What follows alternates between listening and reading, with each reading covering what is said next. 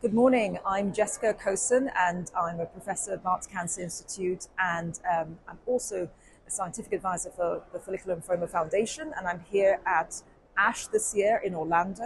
And I want to give you some of the highlights of the follicular lymphoma abstracts and presentations here today.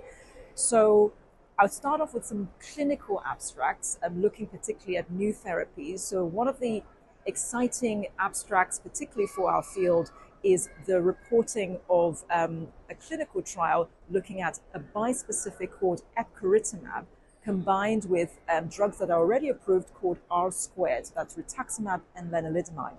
So this was a study called an EPCOR trial, and this was a randomized trial where they compared this new combination, what they call a triplet combination, 3 drugs, epcoritamab, rituximab, and lenalidomide, and it was compared against the standard what they call the doublet combination, R-squared, rituximab, and lenalidomide. And this was in patients whose lymphomas have already returned. So this is relapsed follicular lymphoma. So what this trial showed was that the triplet combination had really excellent responses. So in patients that received this therapy, so this was over 400 patients that were randomized between these 2 different arms. In the patients that had the triplet combination, the median progression-free survival, and what that means is that how long they are free of the disease, that was not reached. So, and that is compared to R-squared, where the median progression-free survival was probably about 11 months or so. So what that means is that patients that received R-squared, roughly on average, their disease would return about 11 months. But this was not the case with the triplet combination. So this is very exciting. This combination is, has just been published in the Lancet, and that was published yesterday. But also, this triplet combination has been FDA approved in the US. And so what that means is that that triplet combination will now be available for patients in the US for relapse refractory follicular lymphoma that has returned after 1 prior line of therapy. In this session also, we saw a number of different presentations focused on bispecific antibodies, not just epcoritamab. There are a number of different bispecific antibodies. One is called mosunetuzumab that was also presented at ASH this year.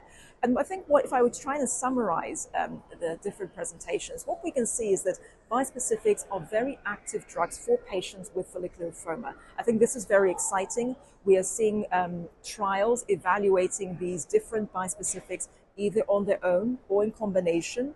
They're being evaluated as first-line treatment or upfront treatment for patients, but we're also evaluating them when the diseases come back. And they look very effective in each of these different scenarios. One of the things I would say is that as we are excited by new therapies that are efficacious, we also have to think about safety for patients, so making sure that these are not too toxic for patients. And we do know that these bispecific antibodies are associated with perhaps an increased risk of infections. I think that's something that we have to keep an eye out for in the future. I think one of the other important things, and I think it's a good problem to have, is that the more therapies we have for patients, the more that it becomes a little bit difficult to choose. And we come to this whole challenge also of what is the right choice in terms of order of treatment. Which one should we give patients first? So we want to give them the most effective treatment first. And then when the disease does come back, we want to make sure we're giving them the most effective treatment, but also as safe as possible. So these are the challenges that we are going to have to deal with in the community. And I hope we'll get the answers as we learn more. I think the also really important thing, in addition to looking at new drugs, is there were some really nice abstracts looking at the biology of follicular lymphoma.